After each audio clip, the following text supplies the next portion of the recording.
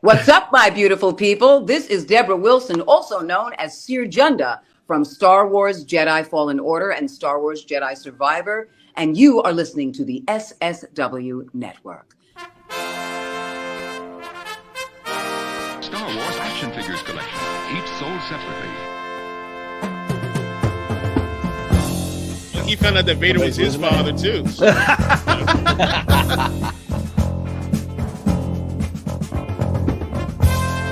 Millennium Falcon that you put together. Batteries not included. We pushed you over the edge, Chris. Come to the dark side. Come to the dark side. We have alcohol. We're in trouble. Let's get out of here. I'm an asshole, just so everybody knows.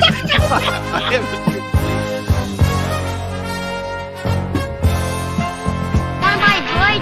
Show me what you got. It's R5D4 and the Power Droid. So, Action figures each sold separately.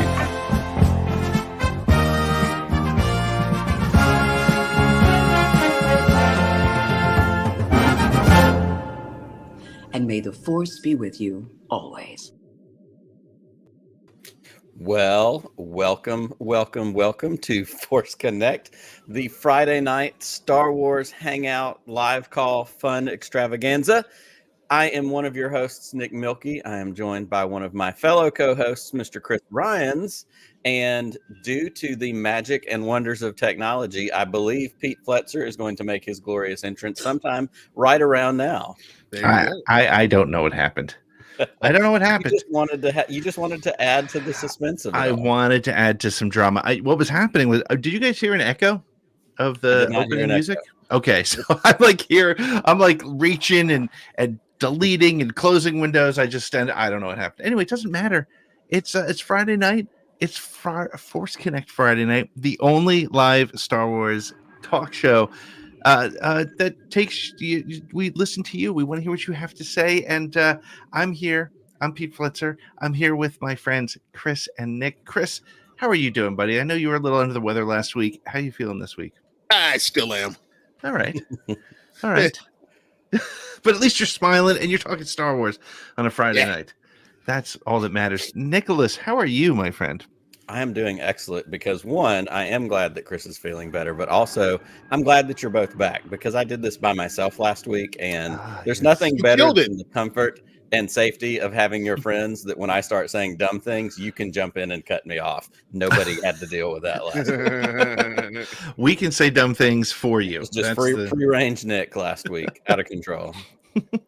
Well, this week we have a really interesting and fun show that we are really excited to bring you. We are talking about rebooting the Star Wars original trilogy. It is apparently been a topic of conversation. Before we get into it too deep, I want to play the clip, and I'll probably play it again before we get going.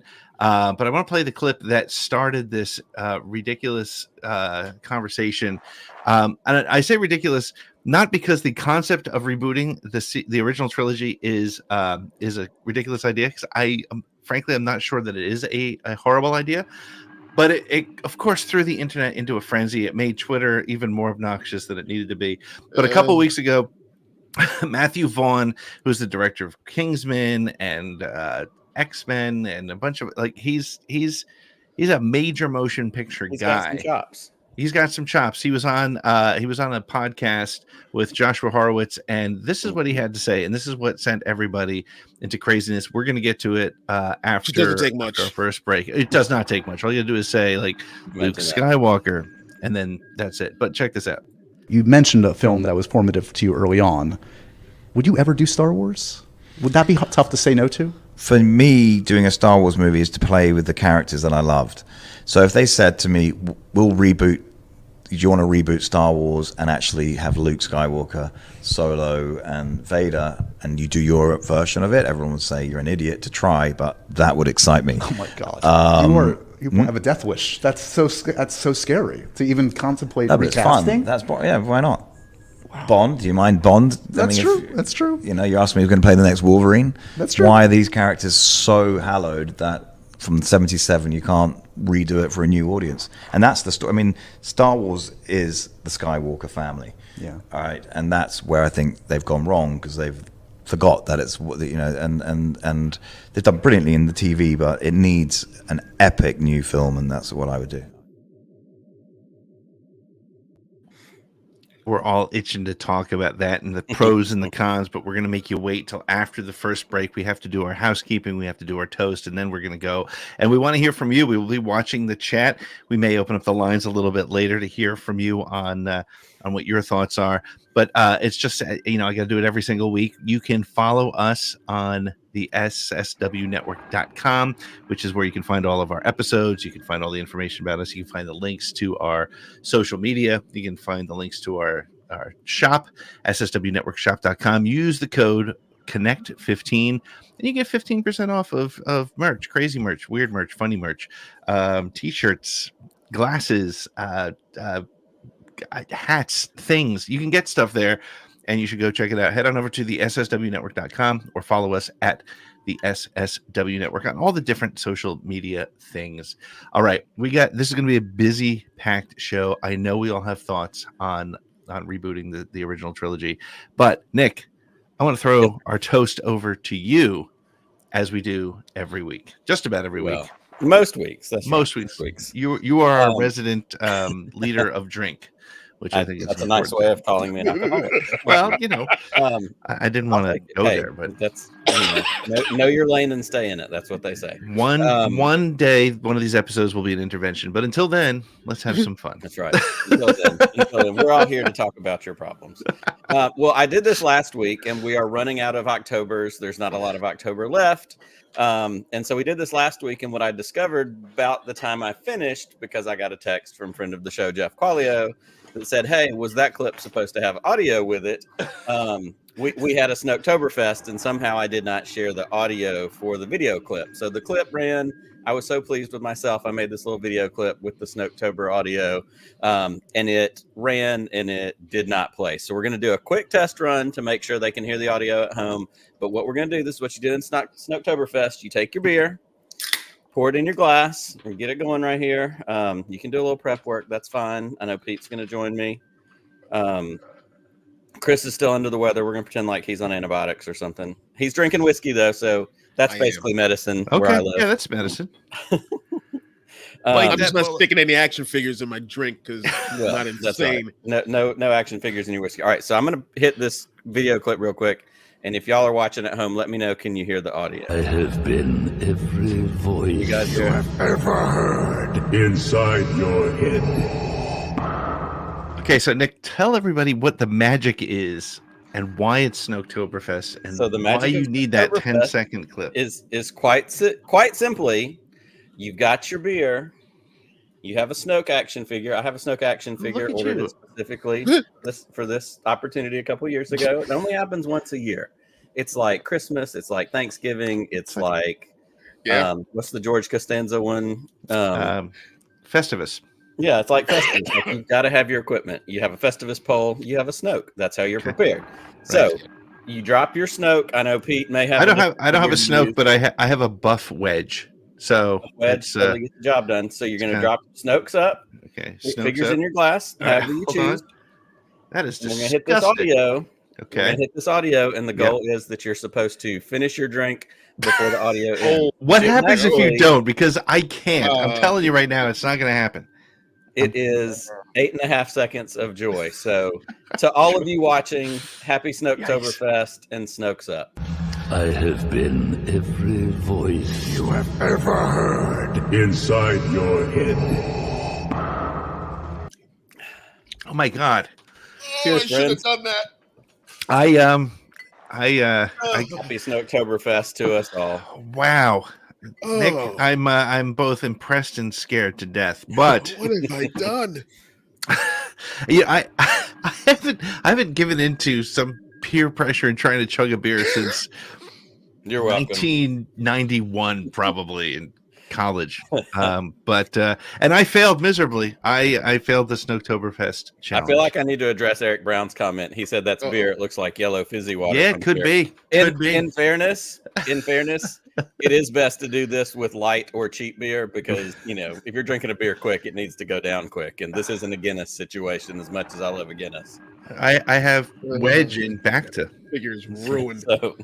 So Eric says alcoholism. Yeah, like whatever. this from Skywalker's Academy. By the third time, he should be clean enough to drink from a glass. That's true. That is very true. That's talent. Thank you, fanboy. Some people call it that. I can't believe Angry's tasting to a challenge to a Snoke drink off. But see, Angry brews his own stuff like mead and beer, and which I need to sample some of. But also, he's bringing the heavy stuff. You gotta man up for that. So I don't know if I have that in me. But speaking of glasses, because you mentioned it with our merch, I am sipping whiskey the rest of the evening, but I am excited to show off my SSW Network Yeti lowball whiskey glass came in the mail just today. Beautiful. Force Connect Around the Galaxy, podcast of the Wheels. Not sponsored by Yeti, but Yeti, if you want to, give me a call. Sure. All I had to do to get this glass was sign a permission slip saying that I own the copyright to something that we created together anyhow. It's funny. I think it's because what I did was I sent the graphics to Nick after I ordered mine, and then they were like, I think their algorithm was like, wait a second, this is somebody else's artwork you're using. We talked a little bit about Patreon. I don't know. Did we talk about that in the housekeeping? We usually do. But I want to tell everybody, sign up for Patreon today, because if we do those cups for the holidays, we'll be able to give you a discount. They're a little too expensive to give away. Sorry, we don't have that many patrons yet, but you will also get, and patrons, if you're an existing patron, be on the lookout for it.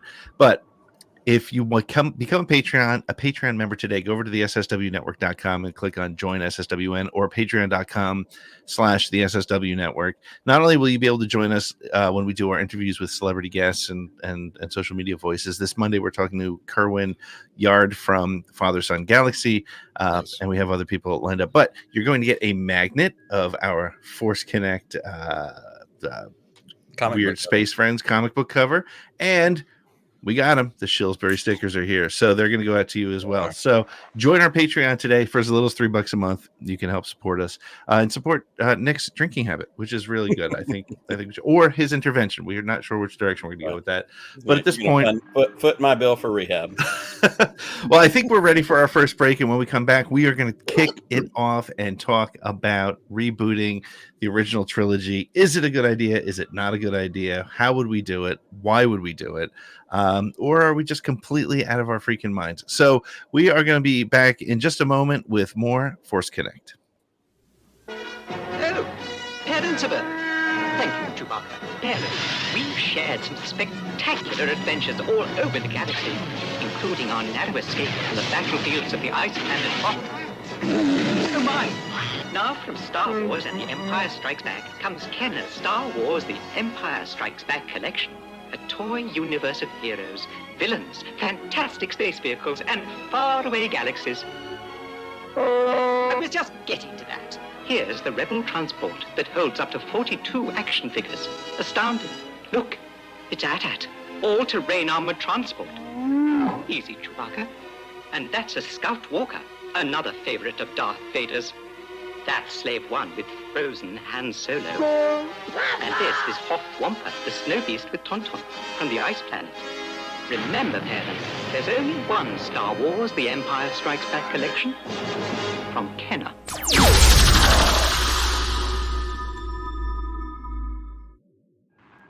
AT-AT.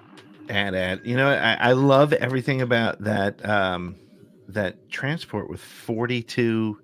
Yep, holds 42 figures, man. It's amazing. So we are back. I'm sorry, I was just like just thinking about. I want that. I want the Rebel transport ship. But we're back, and we are talking about rebooting the Star Wars original trilogy. Look, I'm going to throw it out there to you guys before we get into how we might do it, how we would do it, who we would cast, because if you're reshooting, you can't use the original cast for all pieces. But Chris, let me start with you. Mm-hmm. You watched the clip from Matt Vaughn. Mm-hmm. What do you think? Is it a good idea to reboot the sequel, the original? If I say reboot the sequels, I would deep trouble. Reboot the original trilogy. The Orig Tridge, as Jack Black calls it. No, but I don't like what he said as far as, or I don't agree with what he said as far as like Star Wars is the Skywalkers and that's it. That's too rigid. Yeah, I disagree with that too. Yep. I hate that. This is why I'm not a religious person. Like, it's too rigid. It's too stuck in like one way of thinking and not, we're not broader. So no, I don't agree with doing another, a redoing the trilogy. Like, there was a time, you guys know, of course, when I wondered like what would the original trilogy be like if all the preceding content that came out before it did, Clone Wars and the prequels and Solo, Rogue One, Rebels, all that stuff. But no. Like, like Wolverine and those guys, you need to reinvent them every now and again, because those characters shouldn't be living that long. Like, they shouldn't be having that many adventures and still be in their 30s.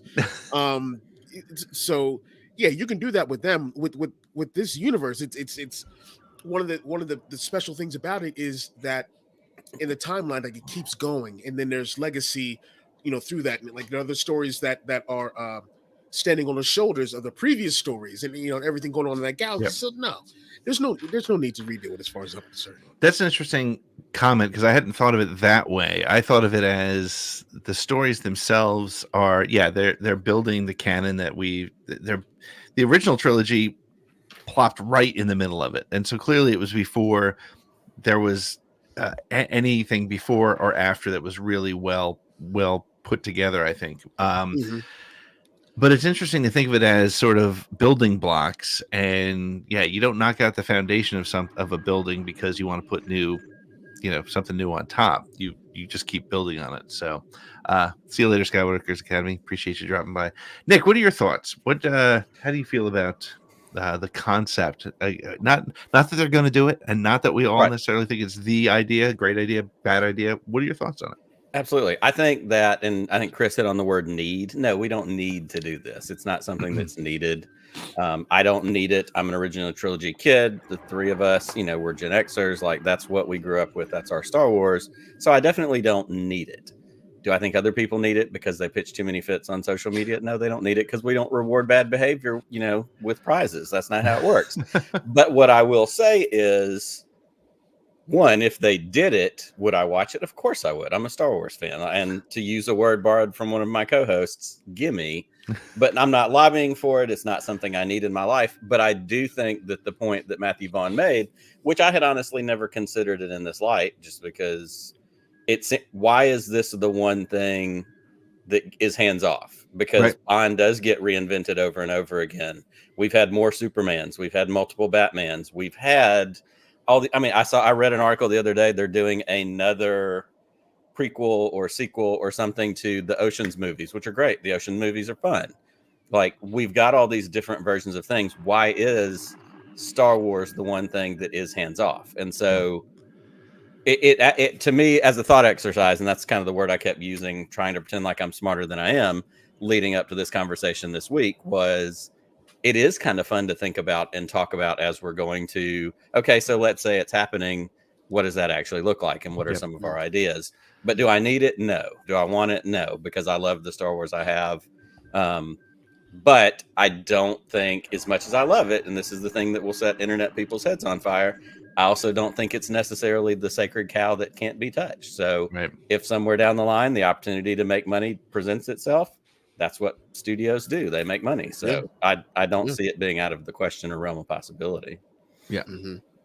I think realistically, if it happens, it would happen in the form of an animated film, similar to what they did on the YouTube Galaxy Shorts. of Heroes. Yeah, the Galaxy of Heroes, right. And putting it together and just using the audio from the original. And I think that would be cool.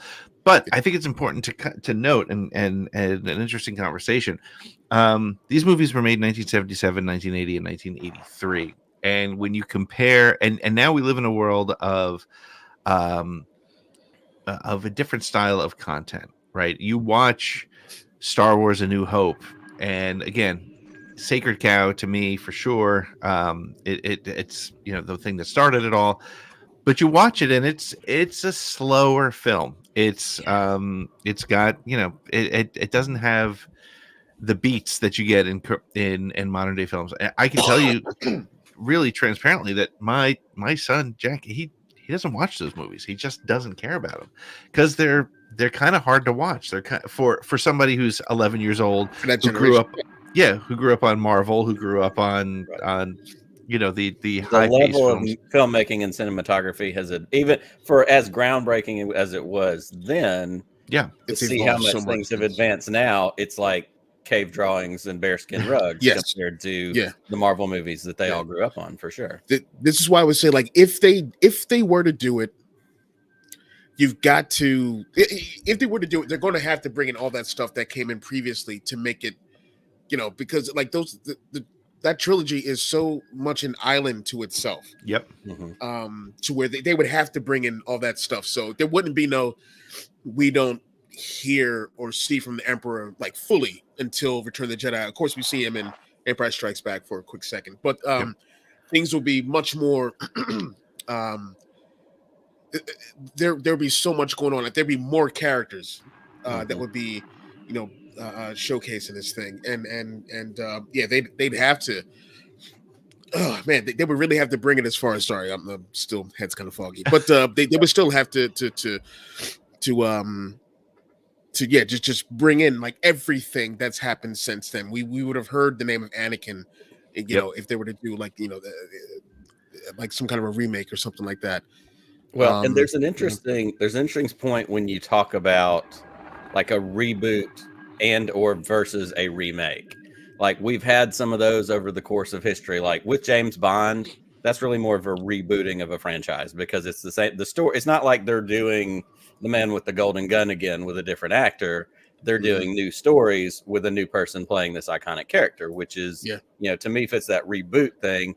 But then like we had the Vince Vaughn Psycho remake that came out in the 90s. Like that's a remake versus a reboot. So it does kind of lend itself to what we're going to talk about, after the break or whenever we start with, if we're rebooting it, how much is really changing versus are we doing a remake, which is a different kind of scenario.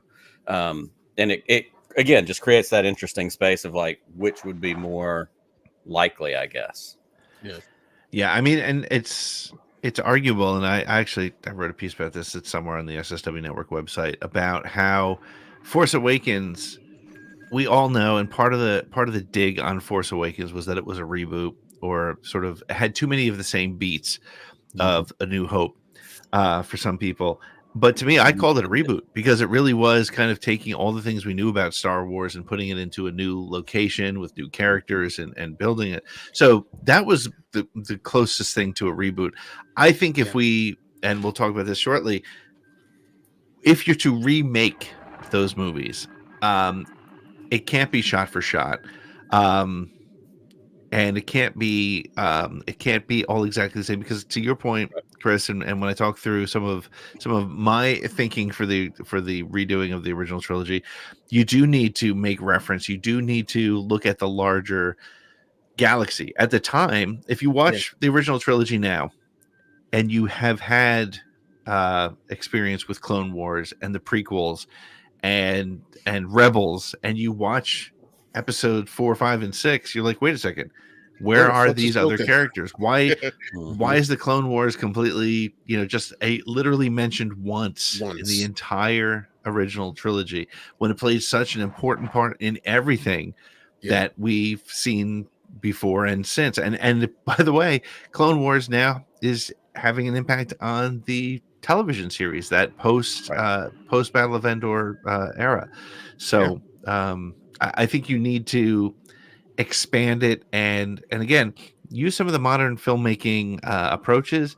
Look at different ways to approach some of the characters that doesn't break canon, and so maybe do you guys, unless you guys have anything else to add, why don't we take a break and come back and talk about what we would do with the original trilogy? Yeah, please.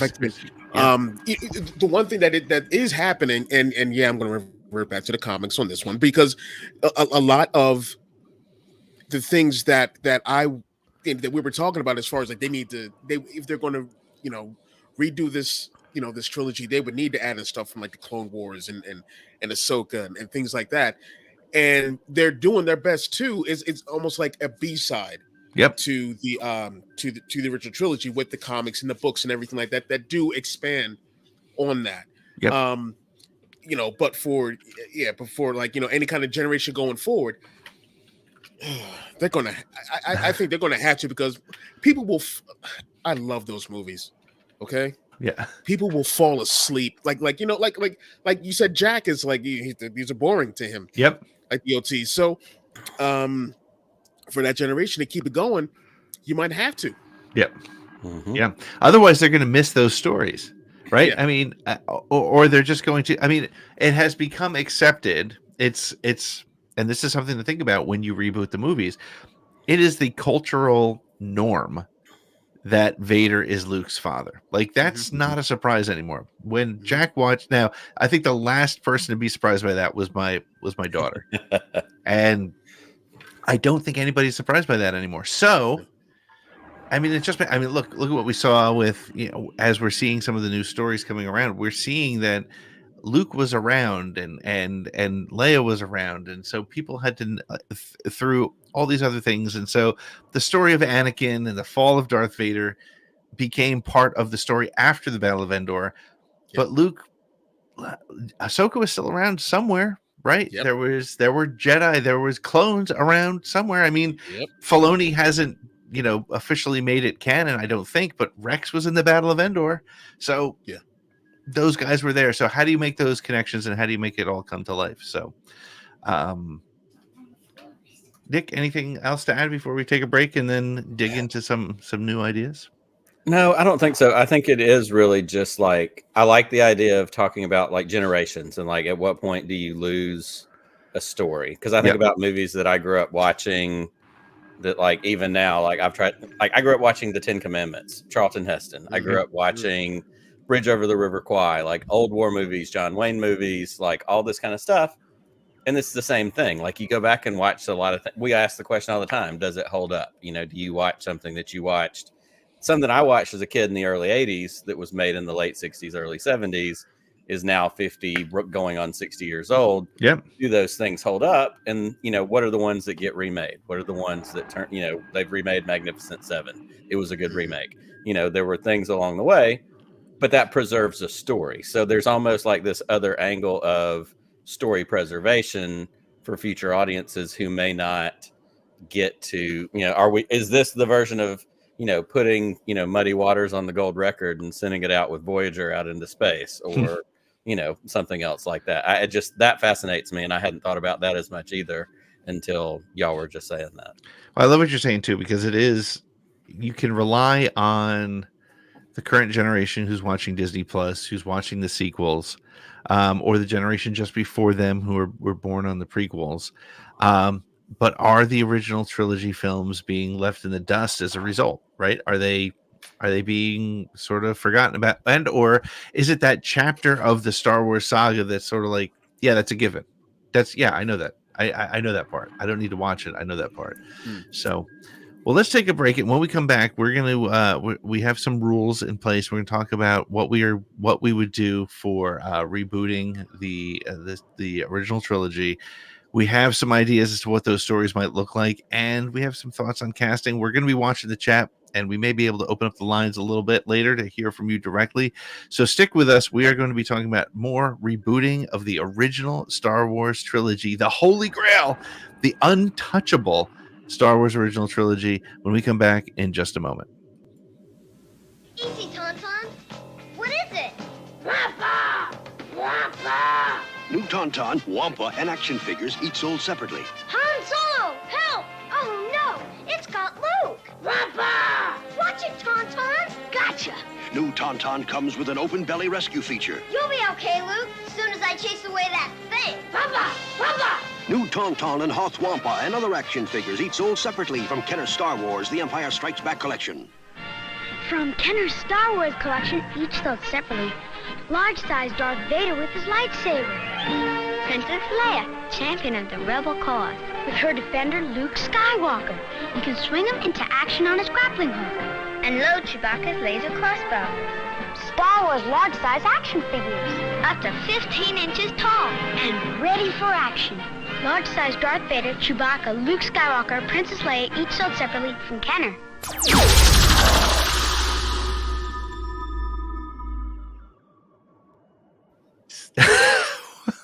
I looked up and I was like, "Oh my god, Why? Nick has been replaced by Figurin Dan." But that's the 12-inch Figurin Dan, isn't it? It's one of my large size action figures, as we just saw on the. Is that an original? So, It's like yes, it is. This is a. I think it is. It You may know, not be. I don't know. when you came back from the Got blue screen, veins on his hands, and but I tried to position that just right so that you did, and I was like, there we Yeah. the word jizz music never seemed more appropriate. And it was very. Is it officially Jats now? Have they killed Yes. jizz? Jizz is no longer appropriate. Jizz has been shot out of the hashtag Jizz is dead. So do we have to take down our "I Love Jizz" T-shirt?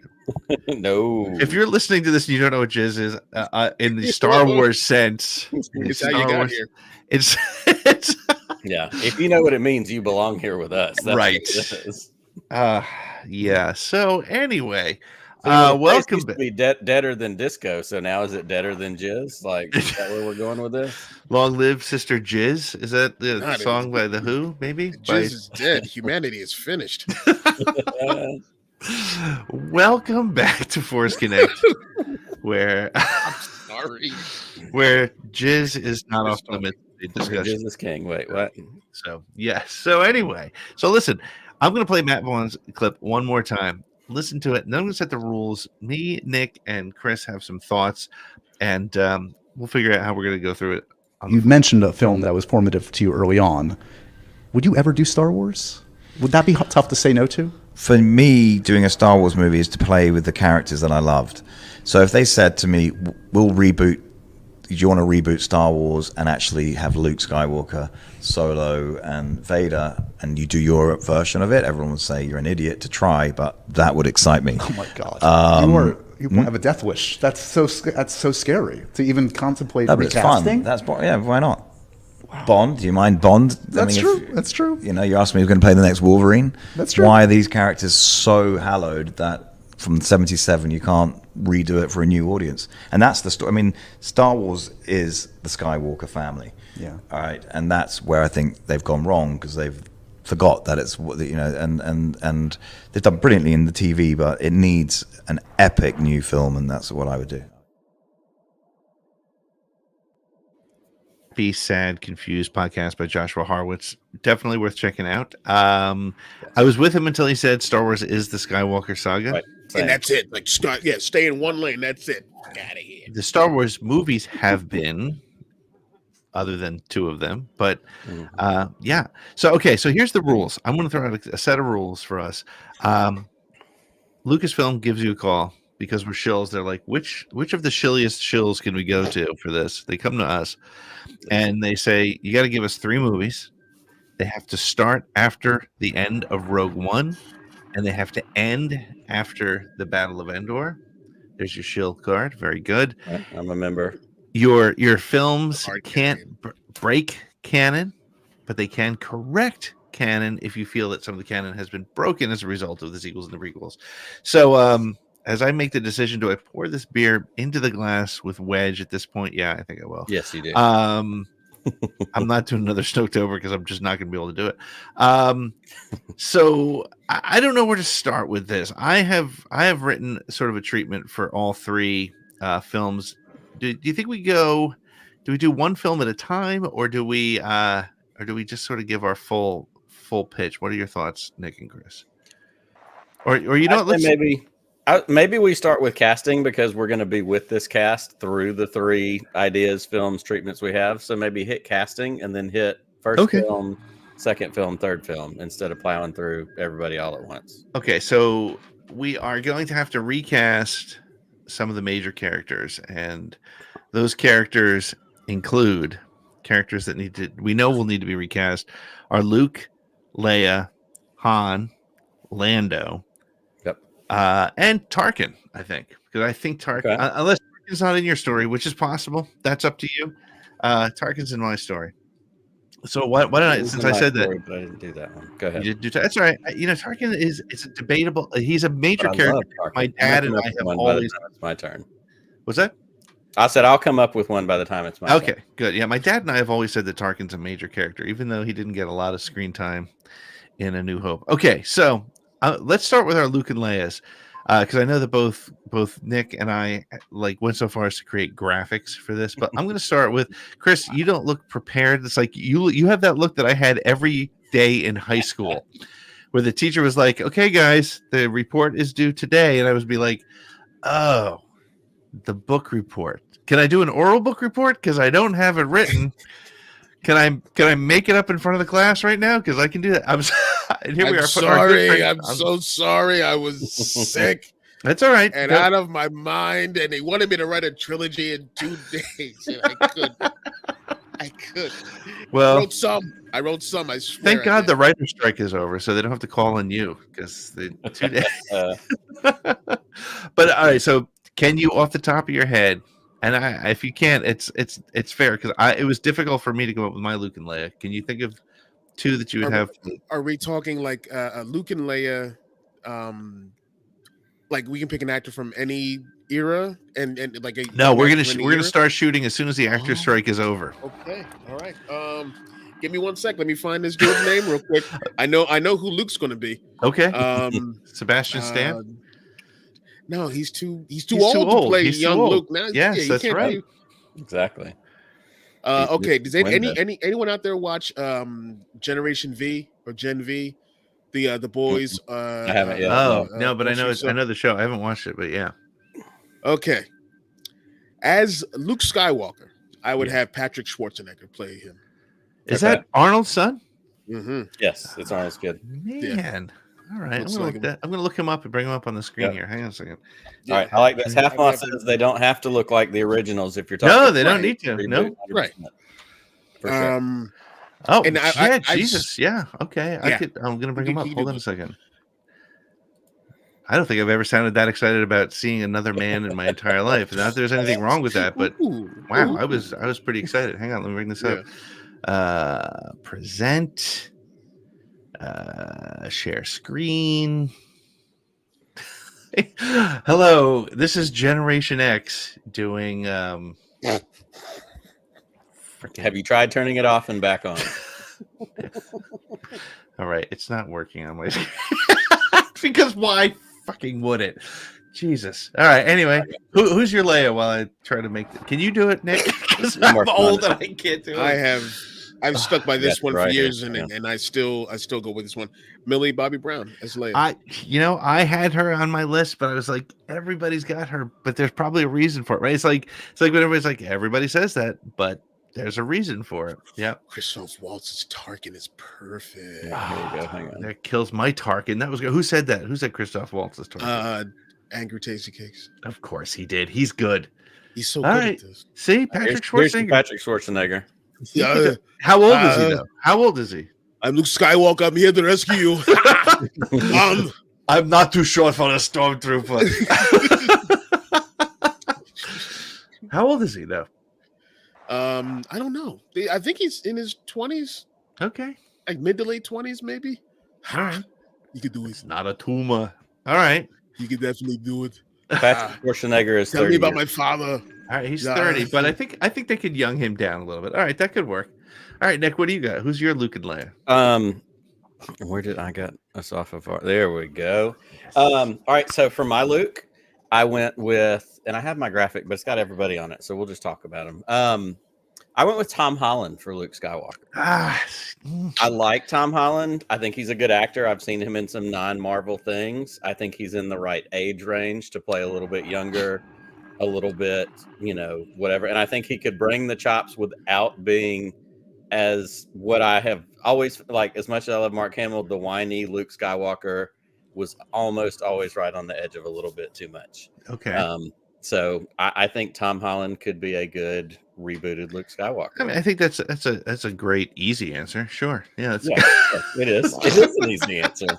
I won't argue with you. I mean, I didn't wait, think Bobby Brown or anything. Zendaya as Leia? Is that No, where we're going? no. But for Leia, I went with an actress because we all know Carrie Fisher is. Yeah. She was a small stature woman, but she was able to play someone strong and could lead. She, we didn't really get to see her do physical things, but in some of the reboot, I would love to see maybe a little bit more physical Leia. So I actually went with Maisie Williams, Arya Stark. I thought about it. She was number 2 on number 3 on my list. I think that she is a smaller stature actress, but certainly as Game of Thrones went on, she became a badass. We get to see, who she turned into, and I could see her do, a strong Leia kind of situation. I could see that. I had Sophie Turner for a minute too, because she's got the regalness. Mm-hmm. Yep. But Maisie's a good one, and Maisie actually goes well with some of my choices here because Maisie and I could see Maisie and Tom being siblings as well. I could see that. Yeah. I actually created a graphic for mine, and I know you have one for your full cast, but I'm going to put these up as I talk about them. Because I actually I wasn't familiar too much with my first choice, but I picked her for the look, and then I picked my Luke because I felt like he could do it. So I have Chloe. Angry's covering my stuff. I've got for Leia, I've got Chloe Grace Moretz. She hasn't done a hell of a lot over the last couple of years because she got kind of freaked out by just the way people were treating her, but she came back and she did it was an Apple series and I can't remember it. But I think she's got kind of that Anakin thing going on with her face. I can see her to end. I think she can carry that. And I love swapping the blonde and brunette Luke and Leia and doing that a little bit differently here. And I got Asa Butterfield as Luke because he's a little bit he can play the whiny side, but I also he's done a lot of genre type of films. I feel like he's got those piercing blue eyes that really are great for the hero, and I can see him kind of growing into that Luke thing. And again, I can see these two related, and I can see them kind of related to Hayden and Natalie Portman. So those are my two for Luke and Leia. So I can dig it. A little bit off the beaten track. Asa's got the only challenge is I wish Chloe had the British accent and Asa didn't. I felt like that would work a little bit better, but whatever. So, who's your Han? Chris, do you have a Han? Oh, me? Oh, my Han. Pass. Come back to me in a minute. Let me think. Pass. All right. Ooh, this is going to be controversial. I'm excited about that. Oh, good. Zac Efron is my Han Solo. Okay. Nothing wrong with that. He's a handsome guy. He can do action. He's got the swagger. He's done Baywatch. He's done the Neighbors movies. Like, I think he kind of embodies that, slightly douchey, but there's a good guy inside Han Solo kind of vibe. So I'm going to go with Zac Efron. It's funny you say Zach. I had my 14-year-old daughter and her best friend in my car the other day, and the name Zac Efron came up and they both thought he was ugly, which was funny. And it's that sort of generational thing. Cause I know the generation just before them would, kill somebody for a date with Zac Efron. So mine is, and this is where I get a little bit boring. It's Alden Ehrenreich. Okay. Keep it going. Keep that man in that role. He did a good enough job, and keep it going with his. I resisted the urge to do that with Lando, because I was trying to kind of go all original, all. Yeah. All right. Chris, what you got? What do you got, Chris? Over here. As a fan of an old Brit show called Misfits, there is a actor who's also in the Umbrella Academy on Netflix. His name is Robert Sheehan. I don't know if you could see him here. There you go. Okay, Han cool. Solo. See, I like that because it's not the Han Solo look that we would expect. Typical, it's like shifting him up. Handsome guy. Yeah. Han Solo. All right, that's cool. I mean, my Lando is Donald Glover because I felt like he owned it. It's his role for the taking moving forward. Not that Billy D. Billy D. he's ready to retire. So whoever's next, it should be him. But who do you guys have for Lando? Well, and I kind of gave myself the rule, like we sometimes do in Around the Galaxy with the 10 questions. What's your favorite ship? If you take the Millennium Falcon off the table, Right. I took Donald Glover off the table and made myself kind of go somewhere else. So I went with Leslie Odom Jr., who was Aaron Burr in Hamilton. He was in Knives Out. Good up and coming actor. I think he has the swagger. I think he could absolutely pull off a good Lando. And again, it's not a Lando clone. It's correct. It's an actor who would change sort of the demeanor of the character a little bit, which is cool. Brian Fry thinks you would have picked Kevin Hart for Lando. No, Kevin Hart is playing Babu Frick in my rebooting of the prequels. And I've decided I'm going to put my graphic up at the very end because I put side by sides of characters, okay, whatever, so we can just kind of look at how I viewed it. But Chris, do you have yourself as Lando? No, that would be ridiculous, Pete. But as a Star Trek fan, I thought that this dude was amazing. David Ajala. Oh, he's in Discovery. Yep. I thought he either him or oh man, it's another David, homeboy from he was in Black Panther. He was in Nope. I'm messing up his last name. Yeah. You know what I'm talking about? No English. No, I mean, no, I'm sorry. No, like, static American accent. No, I want them to use their accents. Use their British accents as Lando. I think that would be perfect. Nice. I like that. That's cool. So the only major other character that I had was Tarkin, as I mentioned, and I went with Gary Oldman because I've been looking for a reason to put Gary Oldman in a Star Wars film, and I think that would work. Wait for it. Anybody else have a Tarkin? And any other major characters that I'm missing? I don't have a Tarkin, although I do want to say Shay Gatsby said earlier Peter Capaldi. I could get behind a Peter Capaldi. Also, I could get behind, in a reboot, Tarkin being a little bit younger and being either Matt Smith or Benedict Cumberbatch. Yeah, I could be behind either of those. Slick, tight, imperial, British, upright, like either of those. I heard you say Tenet. I could get behind a younger Tarkin doing one of those. For a Tarkin. I didn't have a Tarkin originally. Now I have a couple more that you put. Okay. When we sent this earlier, we talked about Vader. Yes. Yeah. And we also talked about Kenobi. Yeah. So I'll be transparent. I'm rebooting this series and I'm keeping connections. So I'm keeping Ewan McGregor as Kenobi because by now he's ready to be old desert Kenobi, and Vader's got to be Hayden. Hayden freaking earned it.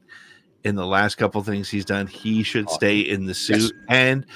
And I think as you write those stories, there's opportunities to see him without the mask, and I think that would be freaking awesome. So, what's so funny about that? He's laughing at Eric. Rodney Dangerfield AI voices Vader. It's even better by Pat Goldthwait. Okay, so I roll the couch together. And I went for more of like a straight reboot, trying to break most of the connections. I'm gonna have a caveat there here in just a second. So for Vader, and I went with the physical versus the voice in the grand tradition of Star Wars. We had a couple different folks involved. For the body of Darth Vader, I went with Joe Manganiello. Manganiello is 6'5". He's buff. He's huge. He's a nerd. Like, he's a big guy. He's a sci-fi guy. He plays Dungeons and Dragons. Like, that would be a fun way to plug him into something like Star Wars. But for the voice of Darth Vader, I actually went with one of our favorite voice actors who's also directly connected to Star Wars, Mr. Mark Hamill. Let's let Mark Hamill be the voice of Darth Vader. Process it, put something different behind it that's not the Joker. Interesting. And let him be the voice. You see, he could sound like what was that ancient Sith he played? I think it was in Clone Wars. Oh yeah. Yep. I'm gonna look it up. Yeah, I forgot the name. But yeah, I'm cool with that. So that gives us keep the AI. That gives us a heritage connection. That gives us a I feel like, and to me, that is the only AI voice I would take back. It was. Okay. And then I had for Obi-Wan Kenobi, for my old Obi-Wan, because I did kind of the same thing, throw out the rules, bring in some new folks. I want Idris Elba to play old Obi-Wan Kenobi. Whoa. Yeah. How much time did Kenobi spend in the Tatooine Suns? Doesn't matter. Doesn't matter. Give me Idris as old Obi-Wan. This is my last Force Connect. No, but I mean, because listen, you can't break canon. Okay, I'm not breaking anything. That's what I'm saying. Obi-Wan's still there.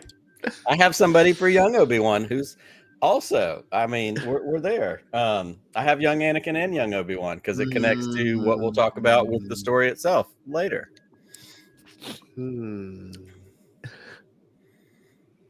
Caloran Beck for Idris, for Big Driss. Big Driss. Could be. All right, we are going to take a break, and then we're going to talk about our stories. What we're doing with the stories. Do you have something, Chris? Oh no. It's a Shay Gatsby. Yeah. If Tim Curry, yes, for sure, absolutely. Tim Curry as Palpatine would have been fantastic. Fantastic. All right, we're going to take a short break, and when we come back, we're going to talk about what edits to the story we might have to do to the movies themselves when we reboot them to keep those connections going. But we'll be back in just a moment with more Force Connect. It's the new Star Wars lightsaber from Kenner. Inflation required, batteries not included. You can pretend you have powers when you switch on Kenner's Star Wars lightsaber. Ready to feel the Force? Yeah! Switch on your Star Wars lightsabers, close your eyes, and go! I got it! Me too! Zap! You passed the test! The Force is with you! The Star Wars lightsaber, new from Kenner. Balloons not included. Star Wars. It's great in the arcade. Whoa! TIE fighters! Fireballs! Coming right at me! Watch the laser towers. Aim for the tops. Picking the cannons. Use the Force. They're coming too fast. It's raining! Wait! My shields are gone! All right! I'm going in! Oh, some game, huh? Some game! In a galaxy of video games, there is only one. Star Wars, the arcade.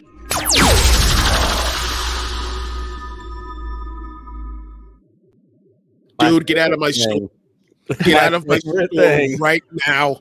My favorite thing every time we run that commercial is watching Chris in the background and watching his anxiety/anger level rise visibly across his face like a thermometer in a cartoon, ready to just boil out of the top of his head. This effing guy. Some game. I hate this man every time it comes up. We need, you know what? We need to find out who that actor is and get him on Around the Galaxy and talk to him. And tell him how much we hate him. At the end of the interview, like we'll go through the full interview, and they'll be like, "By the way, we hate you." Every Friday. Yeah, I'm not going to be able to come up with it right now, but I went down a very weird rabbit hole very recently of something exactly like that, like some random actor in some old Star Wars thing. I was like, I want to find this person and get them on Around the Galaxy, and now I can't remember what it was, but it was something about as equally as stupid. Excellent. All right, so we have taken the time, some of us, to put a story together and what would be different about them. And I don't know how to do this because I was practically ready to put my entire pitch and script together. I mean, look, I'm the guy who did a 123,000 word fan fiction novelization of the Phantom Menace because I wanted to make some changes. So this could have gotten completely out of hand. But why don't we'll do our three again. The rule is 3 movies. They have to start after Rogue One and they have to end after the Battle of Endor. How you get to where you go from there and what you change. For me, I'll be transparent. For the most part, the stories don't change dramatically. I don't think they can change dramatically because it's the core of the Star Wars story, the Skywalker saga, keeping Matt Vaughn very happy. But I think there's some things that I would alter to make those direct connections to both the prequels and the sequels, and a little bit better connection to itself. So I'll start with my episode 4, and then I'll go over to you, Nick. But so I have notes here. I'm not going to read them all because there's a lot of notes. But I'm changing the title to The Dark Times. Okay. Because Kenobi said to Luke, before the Dark Times, before the Empire. So we are in the heart of the Dark Times. So the movie will still open with the Tantive 4 dropping out of hyperspace over Tatooine, and then the Star Destroyer will be right behind it. But then we're going to cut to Vader's chambers but remember, if you've watched all the movies, you already know who Vader is. You already that's not the surprise. The entrance is not the surprise. But we're going to cut to his chambers, and he's having those visions of Padme dying in childbirth again. Like they're strong, and probably because Leia's on that ship in front of him, and he doesn't know what those connections are. And then Admiral Ozzel walks in and says, "Sir, we have them." So there we go. So now we've made that connection. We're seeing that again. So the recurring theme of this movie is going to be that Vader is kind of being haunted by the past. Right. So whether it's when he's interrogating Leia, or when he senses Obi-Wan on the Death Star, or when Luke blows up the Death Star, he's going to get that sense that like there's voices from the past coming to him at this point. So for the most part, the story is going to stay the same from that point forward, keeping the story mostly the same, shooting it differently, different effects, whatever, blah, blah, blah. But my ending is a little bit different. Okay. So the movie ends with Yavin 4 being destroyed. Ooh. Yes. So, but there's the movie ends with a big scramble to get everybody off the moon of Yavin, and Hera is going to lead getting people off Yavin 4 and because you have, as we learned in Rogue One, it doesn't happen instantly as it appeared to with Alderaan. The laser hits the planet and it spreads. So there's stress.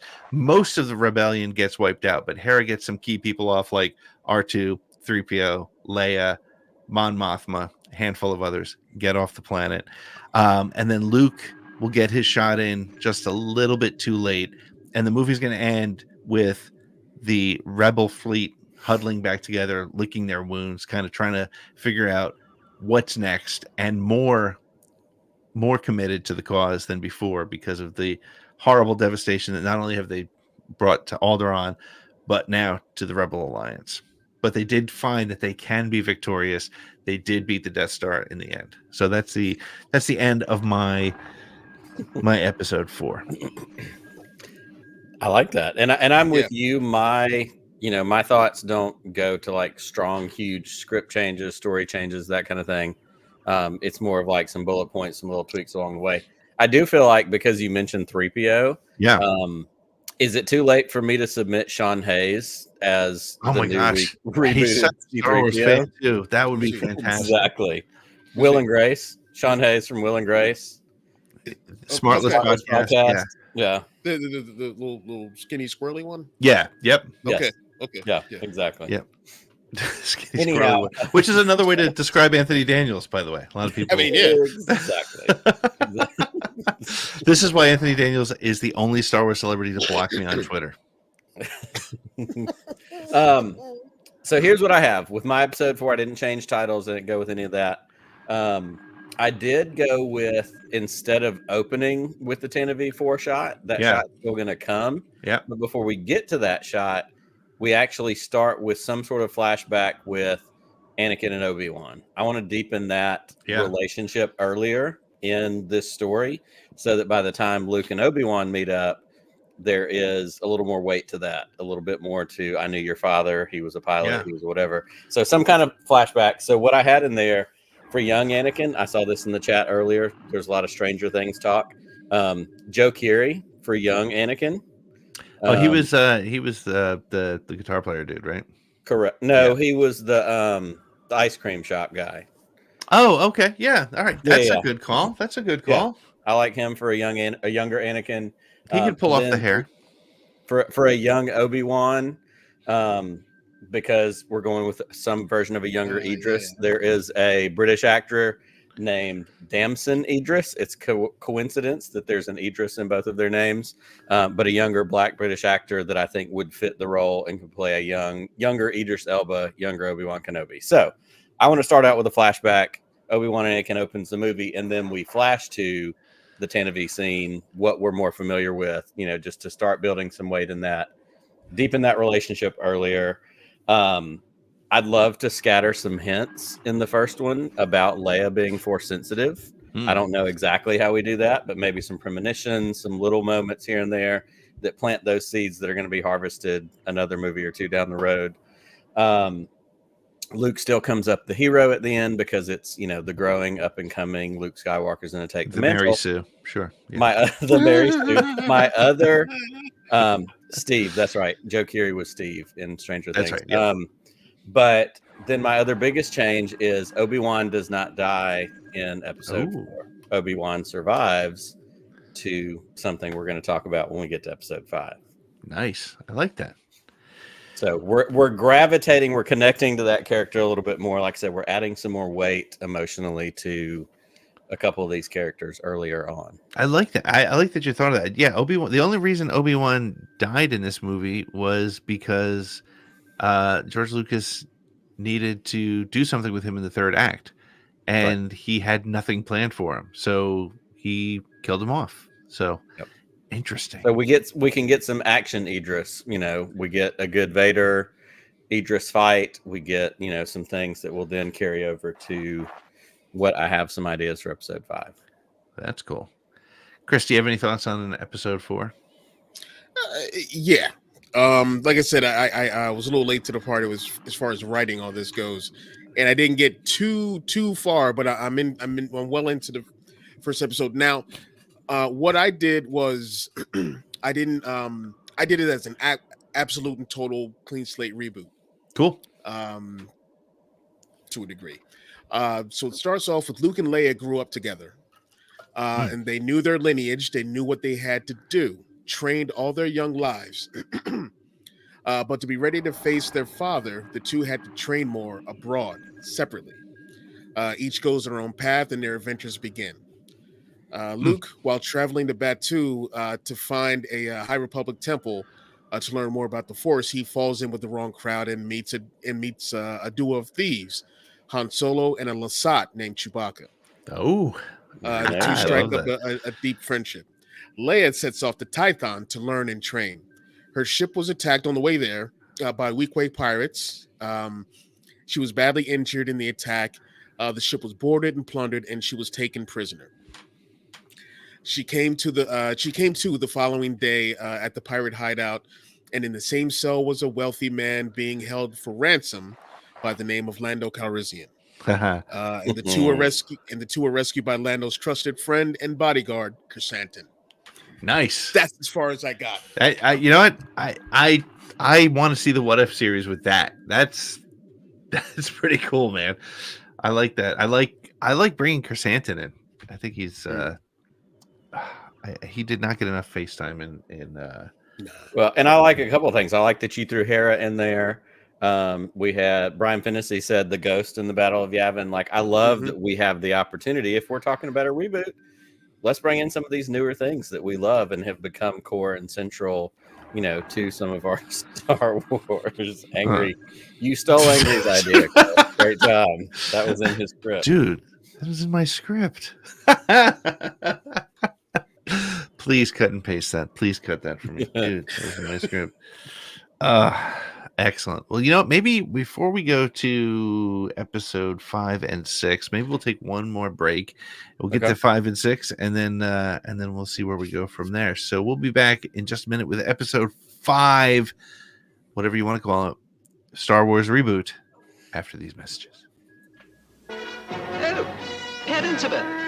Thank you, Chewbacca. Parents, we've shared some spectacular adventures all over the galaxy, including our narrow escape from the battlefields of the ice planet Hoth. Oh my! Now from Star Wars and The Empire Strikes Back comes Kenner's Star Wars The Empire Strikes Back collection. A toy universe of heroes, villains, fantastic space vehicles, and faraway galaxies. I was just getting to that. Here's the Rebel transport that holds up to 42 action figures. Astounding. Look, it's AT-AT, all-terrain armored transport. Easy, Chewbacca. And that's a Scout Walker, another favorite of Darth Vader's. That's Slave One with frozen Han Solo. And this is Hoth Wampa, the snow beast with Tauntaun from the ice planet. Remember, parents, there's only one Star Wars The Empire Strikes Back collection. From Kenner.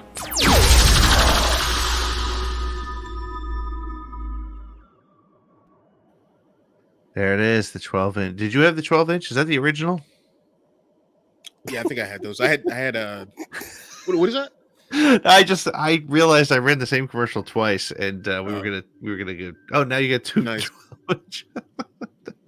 Oh my god! I should have watched this near things while I'm on camera because I'll just grab them. I do feel like a picture of Figure and Dan and asking if that's the 12-inch is also problematic. If the jizz conversation didn't drive you away, the 12-inch Figure and Dan might. Anyway, welcome back to Force Connect. This is where I can edit and cut it right in here. Welcome back to Force Connect. We're talking about rebooting the original trilogy. We're talking about doing the unthinkable. What would we do? We've already talked about who we would cast. And now we're talking about the stories. We went through our own episode 4. I'm going to hit my episode 5 because episode 6 is where I changed more stuff. But episode 5, I have a little bit of fun with. It's going to open, Chris, I think you're going to like this. It's going to open with the executor, whatever you want to call it, Vader's enormous Star Destroyer. But Boba Fett's starship, the Slave One, is going to enter the hangar at the beginning. And when he gets off, he's going to be greeted by Vader. And Fett is going to share what he discovered in the comic books about the rebel that destroyed the Death Star. Luke at Skywalker. you. Look at you. Throwing a little comic bone to Chris. There we go. And of course, that sets Vader off, and he dispatches all the probe droids. A lot of the movie's going to stay the same. The AT-AT battle, but you're going to see the ghost in the hangar on Hoth, which I think would be cool. Vader's still going to be chasing the Falcon. Luke goes to Dagobah and finds Yoda, who tells him that most of the Jedi died in Order 66. But now that the Force has awakened in Luke, every move he makes puts all the remaining Jedi in danger. And it's important that he avoids Vader because Vader will use that to his advantage. Vader tells the Emperor what he learned from Boba Fett and asks to find him because, much like he is implied now, he says that we can use Luke to find any remaining Jedi, but Vader really wants to take over his son as an apprentice. We'll have and we have the same ending. That's about. There's not much dramatically changing, I think, and maybe it's because now in hindsight, as I'm looking at my notes, it's because I really feel like Empire is not just a great Star Wars movie; it's a great movie. I think the rest of it is paced really well. I think maybe what I would also add is Vader would send Boba Fett and the bounty hunters to find the Falcon, but he would also send some Inquisitors to go find Luke as a separate storyline, perhaps. Okay. So, all right, that's all I got on. Oh, I would call it the Rise of the Apprentice.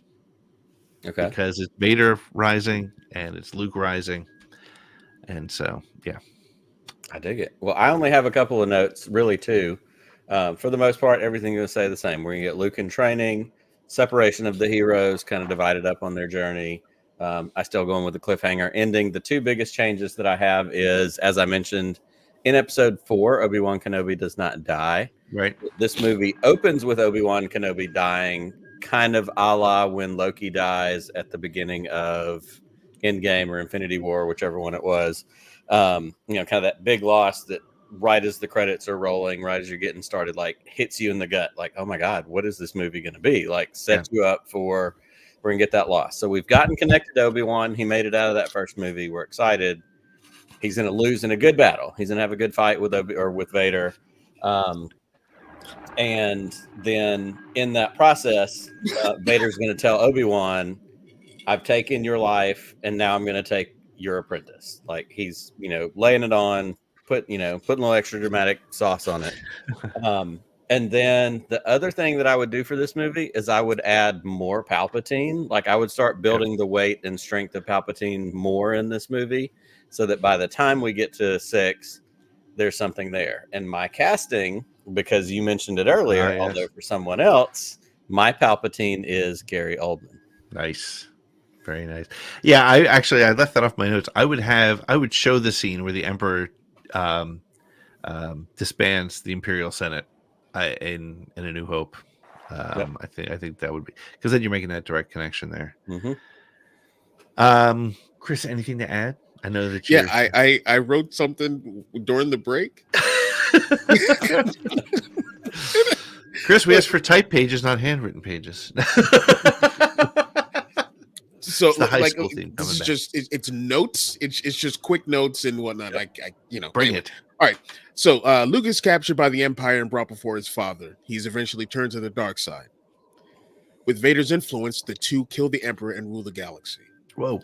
Leia hears of this and races to Coruscant to find her brother and bring him back. Luke defeats Leia and leaves her for dead, ending on some sort of cliffhanger. There's a whole bunch of other shit in between, but that's like the skeleton of that movie, of the fifth movie. I'm telling you, there is a animated what if in everything you're saying that would be freaking amazing. Amazing. Yep.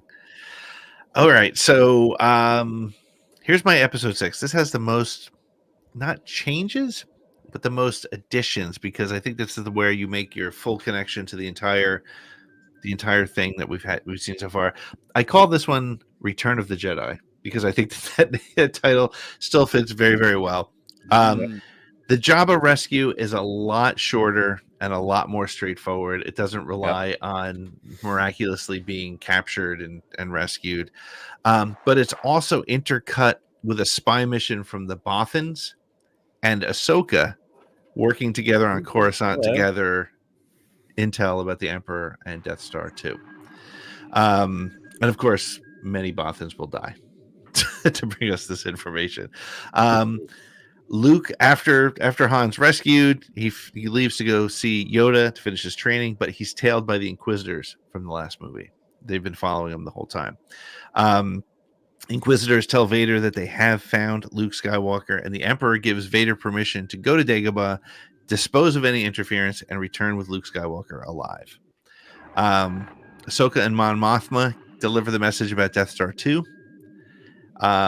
And on Home 1, Han and the crew, without Luke, will go to the surface, with Rex volunteering to lead the ground assault. Lando and Hera will lead the space attack. And Ahsoka says she has one more mission, and she senses she needs to go to the Dagobah system. On Dagobah, Luke is talking to Yoda and asks if this whole Vader thing is true. Yoda tells him the same story he did in 1983. But just as he's about to finish the story, 3 Inquisitors arrive. They fight, and Yoda is killed by Inquisitors because he's too old and frail. Ahsoka arrives just in time to help Luke beat all 3 Inquisitors because he's still not strong enough. He's not a Mary Sue. He's not strong enough to beat all 3 Inquisitors. But during that battle, there's some fun dialogue. Luke and Ahsoka go back and forth. Luke is like, "Who are you?" And Ahsoka says, "I knew your father." And Luke says, "Did you know he was still alive?" And she says, "We ran into each other once after the Clone Wars." And Luke says, "You fought in the Clone Wars." And she says, "It's a long story for another time." And so they defeat the Inquisitors. Vader arrives in the swamp. Ahsoka quickly tells Luke to surrender and go with him. And he says, "Well, that's suicide." And she says, "Well, you can beat him." And he says, "I can't kill my own father." And she says, "You don't have to, but you can do something I could not. You can save him." And then she leaves. And then, much like the scene in the tree, the Force tree in The Empire Strikes Back, he comes around the corner and Vader's there. But instead of chopping off his head, he just surrenders. The rebels arrive on Endor, and it's pretty much the same. Ahsoka will arrive at some point, and she and Rex will do something cool to help the rebels win. Leia will ask Ahsoka where Luke is, and she'll tell him that he surrendered to the Empire, and she's like, "What? We have to go save him." And Ahsoka says his fate lies along a different path than us. Much like Obi-Wan said. She says he must go save his father, and Leia's like, "Vader is his father?" And then all of a sudden she says, "He was my father too." And she says the Force is strong in both of Anakin's children. She delivers the story of them being twins. Same space battle for the most part, except it's the Falcon and the Ghost, and Lando and Hera are. Lando is hitting on Hera hard the whole time. They're competing, but Lando's doing his thing. Death Star 2 is destroyed. There's a celebration. Oh, and just before Vader throws the Emperor over the edge, because we're going to keep all that stuff the same, because that's perfect, you will hear Qui-Gon's voice and Kenobi's voice urging Anakin, to do the right thing. When it's over, we see the Force ghosts, and Luke has done what he needs to do. He's redeemed his father.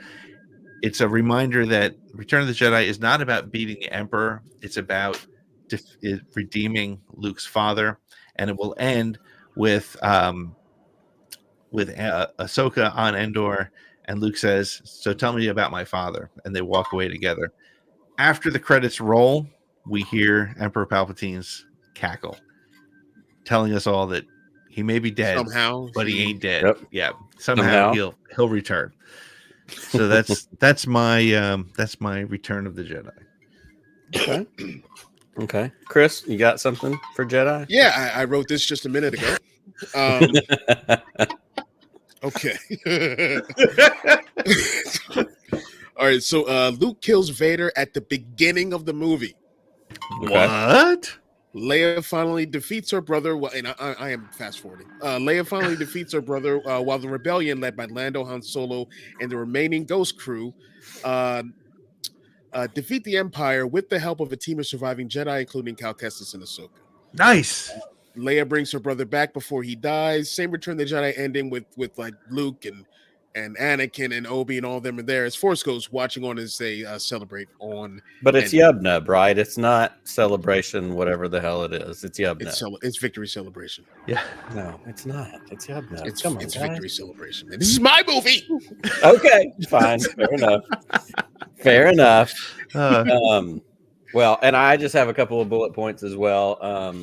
I have, as I kind of alluded to with my Empire Strikes Back, even more fleshed out Palpatine, Gary Oldman Palpatine, shitting on Vader, really kind of doing what we see so much of in the comics, which is that whole really making him feeling less than, solidifying that position so that when we get to later in the movie, it's going to make sense. And then Vader takes the rage of being shit on by the Emperor. He takes it out on Luke. He takes it out on this pursuit of Luke. Episode 6, shit on by the Empire.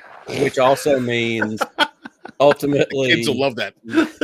Luke's refusal to ultimately kill Darth Vader is even more strong because Vader's rage coming after him was that strong. Just showing, what that forgiveness can look like, what that, refusal to kill his father can look like. I meant to ask with Pete's, as you talked about the side mission with, Manny Bothans, does that mean that George Lopez gets cast as Manny Bothans? Is that how that's work? It's just one guy, right? Just one guy. Buddy Manny. How freaking hilarious would that be if it was just one guy and then... Well, like in the Tag and Bait comics, it was one guy named Manny Bothans. Yeah. Was it? Yeah, see? That's it. So Mon Mothma gets in front of the crowd and says Manny Bothans died, and everybody's like, "Oh, I love that dude." I love the picture, and I don't know if it's from a comic or if it's just from a meme, but it's basically like the funeral easel with like the picture when somebody dies, and it's just the one guy, and it just says Manny Bothans at the bottom. Yeah. Okay, so sorry that was a bad sidetrack, but that was a good one. And then for me, you had the cackle afterwards. I'm not going post credits, but I am going closing scene of the movie is just Palpatine's like curled, gnarled fingers with a little crackle of lightning through them. Also dropping that little thing of this thing hasn't gone cold yet. Yeah. I like that. Yeah. It's some sort of, and I think, when we rewrite the sequels in an upcoming episode and get beaten by... I changed my earlier submission. Now I want Gary Coleman as Palpatine. What you get Gary Oldman? I want Gary Coleman. Gary Coleman. What you talking about, Vader? What you talking about? What you talking about, Vader? Oh man. Okay. Well, good. So I think what we've learned is that there can be. I do think that none of us are going to be called to reboot. I think it would be very unlikely that Lucasfilm will make the call to us, no matter how shilly we are. I handwrote notes and everything, just so everybody. Well, just in case they need them. I mean, I think it's great that you have them for when they call you inevitably. Like David Letterman, I'm just chucking them over my shoulder. Beautiful. So, but listen, I think. To me, honestly, I can make the case for rebooting them, redoing.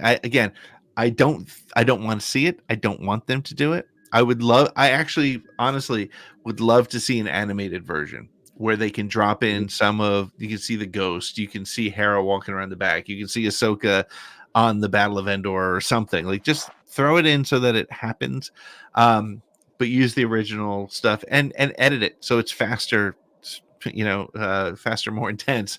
But I think that the case can be made, and honestly, I think if we're being realistic, if Disney continues to make Star Wars films for the next 35 years, I think it's not only not out of the question, I think it's likely at some point they will have to redo episode 4, 5, and 6. And again, not saying it's a good idea, but I think my kids' generation will want to see it. I think, and probably not in 2027, but in 2037, maybe they'll be ready to see a new version of these films. And again, it would break our hearts.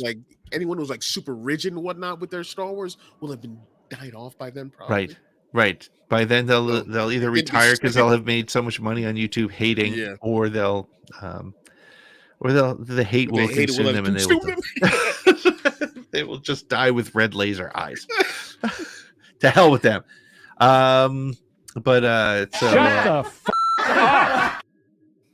So, Chris, what is going on with Proaxium this week? We got a couple new comics this week. Hyperspace Stories number 10. We've got a new Star Wars comic coming out, so we'll be doing those. BX Gaming on Wednesday nights. We've got a live Shooting the Poodle on Sundays, and a new Star Bros podcast will be out as well, probably by the end of the week. And nice. There's going to be a new Star Wars show that me and Tommy Puig are going to be working on. He's coming back to Proaxium, so nice. We're going to be doing it's going to be a deep dive into the lore stuff, and we're calling it the Brolocron. Nice, I like it. I will tune in for that for sure, man. Is it going to be a podcast or a YouTube show, or what's it going to be? Yes. Okay, good, very good. Yeah, it'll be both.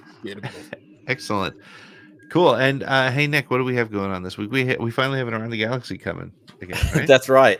As you stated, Monday evening we're going to hang out with our friend Kerwin Yard from Father Son Galaxy. Excited to hang out with him. He's been on with us on Force Connect a couple times on Friday nights hanging out, but he has not gotten the full-on Around the Galaxy, longer form interview treatment. So we're excited to talk to him. And then, we're still holding out hope that the actors' strike is going to get resolved and wrapped up, because we've got a lot of friends that we want to talk to and folks that we want to have on for some future episodes. But you can find us in all the places, check out all episodes, all that fun stuff. Excellent. Well, thank you very much to everybody who hung out with us tonight. We had a lot of friends with us. Sorry we didn't get to calls tonight, but perhaps again in the future we will. Share this on all your social media channels. And remember, check out our Patreon program for as little as $3 a month. Yeah, you can join us in the chat for when we do Around the Galaxy podcast, The Wills, but you'll also get some swag, and it's a great way to support the show. So please consider that if you haven't. But in the meantime, Chris, may the Force be with you. Always. Just one more round, friend, then homeward bound, friend. Don't forget me in your dreams. Just one more song, friend, and then so long, friend. The nights get shorter, it seems. Just one more rhyme, friend. Yes, it's a crime, friend. But you know time, friend. Time can fly. So it's good night, friend. Good night, but not goodbye.